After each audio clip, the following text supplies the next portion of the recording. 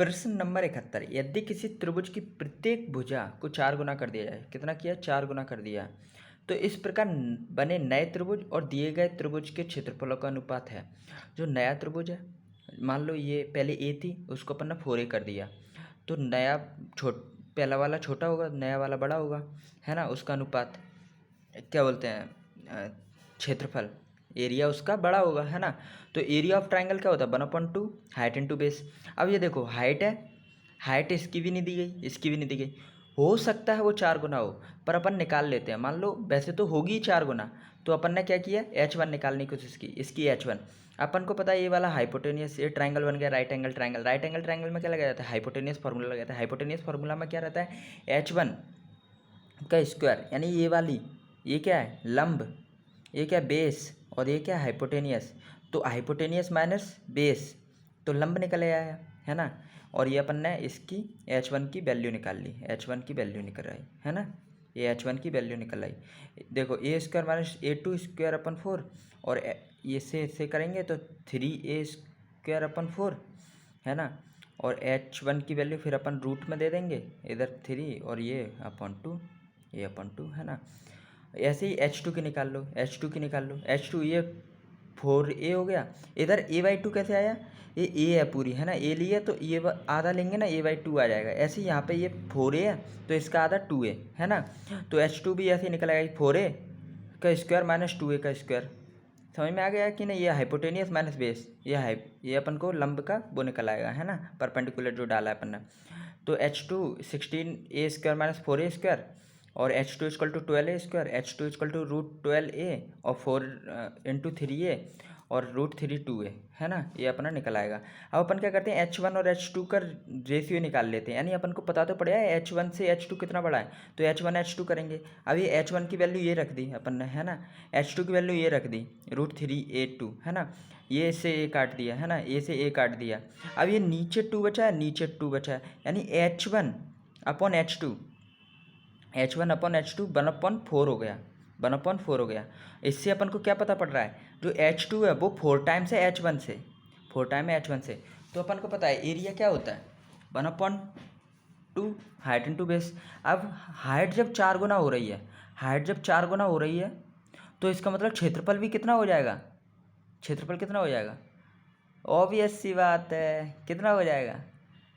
4 गुना बढ़ जाएगा। पर बेस भी अपना, जो अपनी बेस है वो भी तो 4 गुना हो रही है, तो अपना क्या बोलते हैं, बेस भी 4 गुना हो गई, हाइट भी 4 गुना हो गई, तो अपना टोटल कितना गुना हो गया? 16 टाइम्स, 16 टाइम्स। इस हिसाब से पता है क्या होगा, 16/1 का रेशियो हो जाएगा। बहुत ही ज़्यादा सिंपल है, एक बार करके देखिए। सबसे पहले हाइट निकालिए, हाइट निकाल लो, है ना, फिर उनका रेशियो ले लो, है ना। रेशियो यानी कि अनुपात, वो 4 टाइम्स निकलेगा। और अपन को पता है जो बेस है वो भी 4 टाइम्स है ना, और हाइट भी 4 टाइम्स है, तो 4 टाइम्स 16 टाइम्स हो गया। जो नया है ना, वो कितना गुना हो गया? 16 टाइम्स। और अपन ने मान लो इसका क्षेत्रफल 1 माना, तो ये कितना है? 16। तो 16:1। नया त्रिभुज पहले लेना है ना, ये वाला मत कर देना 1/16, क्योंकि उसमें बोला गया है नया त्रिभुज पहले लेना है, नया, पुराना बाद में ले गए। दिए गए त्रिभुज के क्षेत्रफलों का अनुपात, है ना, ये याद रखना। इसलिए तो 2 ऑप्शन दिए हैं, और इसका बहुत अच्छे से याद रखना, नहीं तो ये वाली गलती बहुत बच्चे करके आते हैं, ठीक है। प्रश्न नंबर 72। दी गई आकृति में पीटी केंद्र ओ वाले वृत्त की एक स्पर्श रेखा है। पीटी, पीटी है ना, केंद्र ओ वाले वृत्त की एक स्पर्श रेखा है, यानी कि स्पर्श रेखा का मतलब ये टेंजेंट है। यदि triangle Q P T 60 degree है, तब ट्राइंगल पी आर क्यू बराबर है PRQ, ये वाला एंगल निकालना है। बहुत ही ज़्यादा सिंपल है, एक बस 2 नियम याद रखने हैं। जब भी कोई टेंजेंट पर यहाँ से रेडियस खींची जाती है, यानी सेंटर से जब भी लाइन खींची जाती है, तो ये वाला जो एंगल है, ये वाला, ये 90 डिग्री का होता है। सबसे पहला नियम, पहला नियम क्या है कि 90 डिग्री का एंगल है, कौन सा? OPT, ये हमेशा होता है। OPT 90 डिग्री होगा ही, क्योंकि अपन ने क्या है, सेंटर से, केंद्र से जो टेंजेंट है उस पर अपन ने क्या दिया है, एक रेखा खींची है, तो हमेशा 90 डिग्री का एंगल होगा। तो ये 90 है, तो ये वाला कौन सा है? 60 है, तो 30 बचा कि नहीं? 30 आया कि नहीं। तो एंगल ओ पी क्यू क्या हो गया 30। और एक और चीज़ दी गई है, ये वाली रेखा और ये वाली रेखा बराबर है। यहाँ पे नहीं लिखा है पर डायग्राम में बना के दिया है, ये वाली रेखा और ये वाली रेखा। अपन को पता है जब आमने सामने की रेखा बराबर रहती हैं तो उनके सामने का एंगल भी बराबर रहता है, तो इस हिसाब से 30 डिग्री इसका भी है। आया कि नहीं। तो एंगल पी क्यू कितना 30 है ना। और अपन को पता है ये ट्रायंगल बन गया, एक ट्रायंगल बन गया कि नहीं, है ना। अगर ये 30 तो ये कितना हो बच्चा 120। यस, कितना 120। समझ में आ रहा है कि नहीं। हाँ, ये कितना आ गया 120 आ गया कि नहीं, है ना। और देखो है ना। तो अपना एंगल पी ओ क्यू कितना हो गया 120 डिग्री। पी ओ क्यू कितना हो गया 120 डिग्री। अब इस पे देखो, एक और नियम पता क्या है। जब भी इस सेंटर से किसी भी, इसे क्या बोलते हैं, जीवा बोलते हैं ना। एक जीवा पर सेंटर से लाइन खींची जाए, जो ट्रायंगल बनता है उसका जितना एंगल है उसका आधा एंगल जब अपन किसी गोला ही तो है, गोला के बिंदु से खींचा जाए तो ये वाला एंगल इसका आधा होता है। ये वाला नियम याद रखो कि ना, एंगल क्या नियम है, एंगल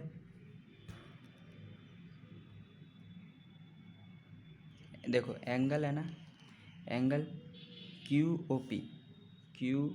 ओ पी डबल है किसके 2 times angle P Q R P है ना, या फिर अपन पी आर क्यू जो अपन को पूछा गया है ना।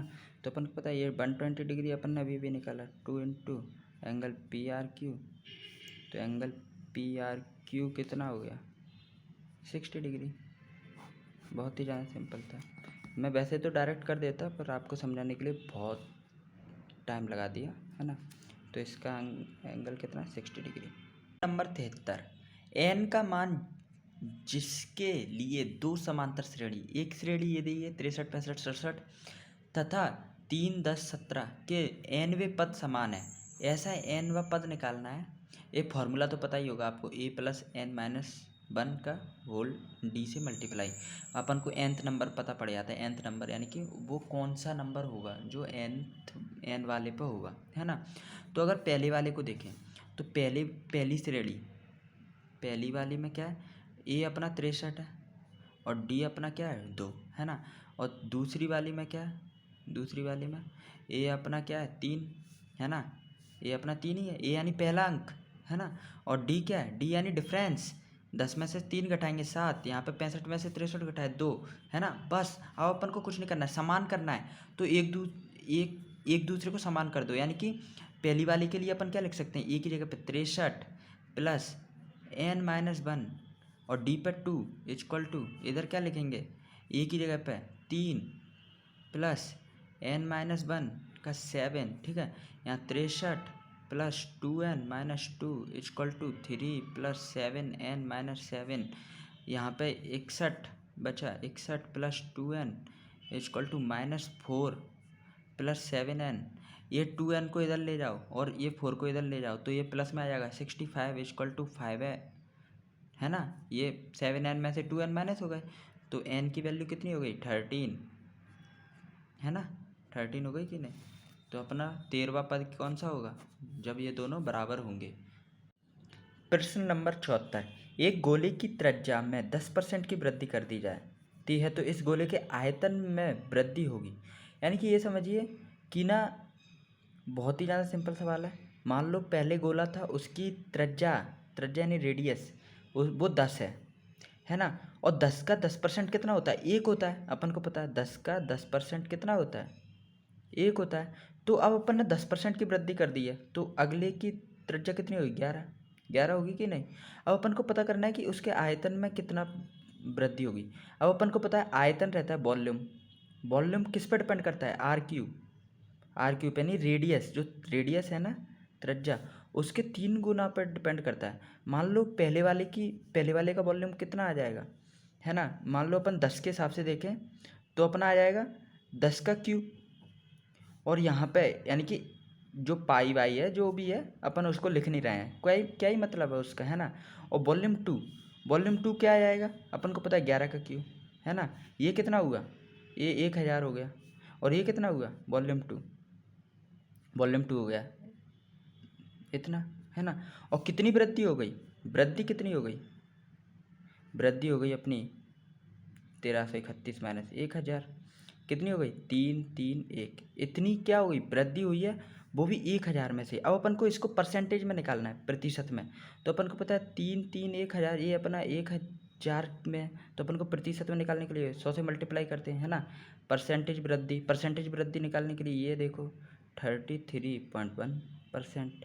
तो इसका आंसर क्या है, ये है ना। बहुत ही ज़्यादा सिंपल था, फॉर्मूला रट लेना। प्रश्न नंबर 75, बिंदु P 3 और x एक्सिस पर 3 और y एक्सिस पर -2 से x अक्ष पर क्या डाला है, ये देख लो P बिंदु है ना। मैंने बना लिया है पहले ही, डायग्राम मैंने दिया था, बनाना पड़ेगा आपको ऐसे ही, ठीक है। x अक्ष पर और y अक्ष पर डाले गए लंब क्या होता है, परपेंडिकुलर। मान लो मैं P से परपेंडिकुलर डालूँ x अक्ष पर ये अपन ने क्या डाल दिया, परपेंडिकुलर डाल दिया।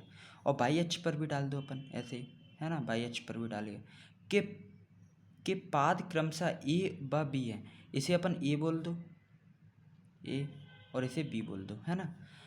तथा मूल बिंदु ओ हो, मूल बिंदु क्या है ओ, ये ओ है। इस प्रकार बने आयत ओ ए पी बी का परिमाप होगा, इसका परिमाप निकालना। परिमाप क्या है, अब ये देखो इतने से इतनी वैल्यू क्या है 2, यहाँ से यहाँ तक की वैल्यू, यहाँ से यहाँ तक की दूरी क्या है 3, है ना। अपन को पता है पहले से, पता है ना, अपन ने पहले ही लिख लिया है। ये यहाँ से यहाँ तक की x एक्सिस वाली 3 है, y एक्सिस वाली 2 है ना।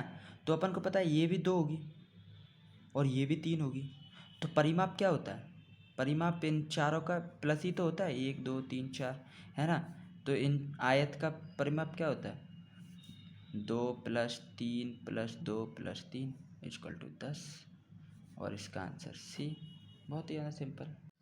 प्रश्न नंबर 76, यदि एक वृत्त की परिधि का फॉर्मूला क्या होता है 2πr, एक वर्ग के परिमाप के बराबर, वर्ग का परिमाप क्या 4a के बराबर है, तो उनके क्षेत्रफल यानी एरिया का अनुपात है। अपन को क्या दिया गया है, 2πr = 4a दिया गया है ना। ये तो दिया गया है क्योंकि वर्ग की परिधि और वर्ग का परिमाप और वृत्त की परिधि बराबर है। तो अपन इससे क्या निकाल सकते हैं, इससे अपन ये निकाल सकते हैं कि 4 को इधर ले जाओ तो ए की वैल्यू क्या निकल आएगी, अपन को पता है πr/2, क्योंकि ये नीचे जाके क्या बन जाएगा 4 बन जाएगा, है ना। तो अपनी ए की वैल्यू ये निकल आई। अब क्या है, अपन क्षेत्रफल का अनुपात निकालना है। क्षेत्रफल का अनुपात कैसे निकालेंगे, देखो अगले पेज पर अपन को पता है क्षेत्रफल, है ना, क्षेत्रफल निकालना। तो क्षेत्रफल का अनुपात, पहले वृत्त का क्षेत्रफल क्या होता है πr², है ना। और उसका क्षेत्रफल क्या होता है, किसका, वर्ग का, उसका रहता है a²।